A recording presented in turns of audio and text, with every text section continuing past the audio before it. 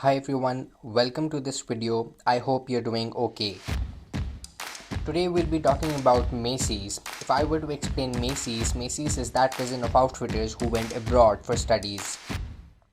Primarily, Macy's target the same audience as Outfitters do, which is the audience of lifestyle. So when you enter Macy's, you'll find lifestyle apparels for shoes, shirts, jeans, jackets, watches, glasses. In addition to that, they also have stuff for soft bed items like bed sheets, cloths, etc. Macy's call themselves an omni-channel retailer which have three premium brands and is headquartered in New York. Today we'll be discussing the retailing mix that Macy's target to execute their strategies and to attract all the consumers. We'll be starting with location. The location that Macy's target is to gather as much people as possible. Initially, they used to target all the malls, all the huge malls, where public footprint was ensured. However, and they had experienced the stores as well. However, lately they have just announced that they'll be moving out of the malls and will be opening their own outlets outside the skirts so that they can attract as many people as possible who are not sure about who do not visit malls because they're too crowded. So they just need to target only Macy's customers. Moving on to the assortment, as discussed, all assortments are actually categorized in different apparel items with for all genders and age group. For men, women, and all age groups, they have jackets, sweaters, shirts, jeans, and all the apparels and all the lifestyle need that a certain consumer will be having. They have cause-based retailing as well, where a chunk of their earning goes to CSR, and the category that they actually target and the variety that they actually offer actually makes them the target omni-channel retailer for all gender and age groups.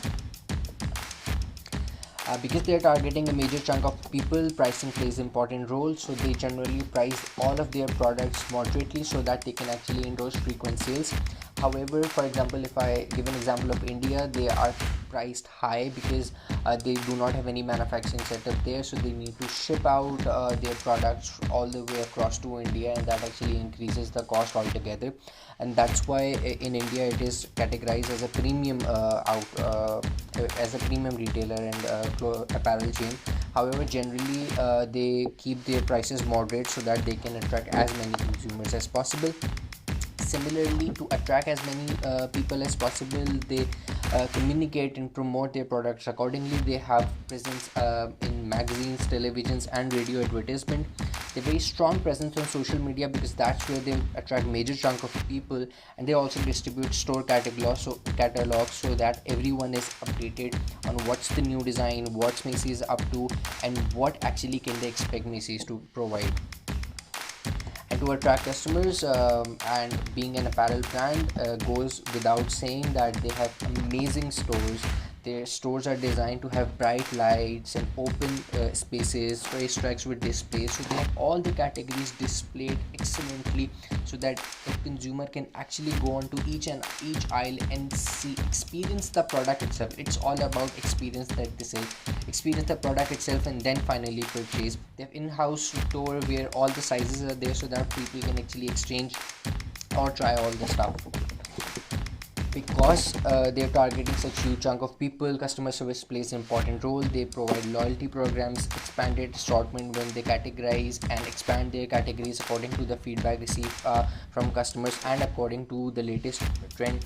The store fulfillment program is massive, where you can actually book online and pick it from store so that you can check what you're purchasing as well. And their online availability is immense with high speed.